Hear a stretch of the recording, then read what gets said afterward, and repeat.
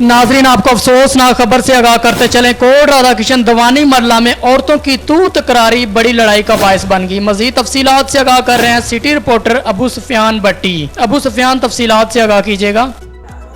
जी बिल्कुल माजिद, कोटरदाकशन दोवानी मरला में औरतों की तकरारी पर बड़ी लड़ाई का बायस बन गई, जिसकी वजह से 3 अफराद अजीम, एजाज, अली रज़ा और 2 ख़वातीन छुरियों के वार और फायरिंग से शदीद ज़ख्मी हो गए, जिन्हें कोटरदाकशन THQ हॉस्पिटल में मरहम पट्टी करके ज़ख्मियों को लाहौर रेफर कर दिया गया।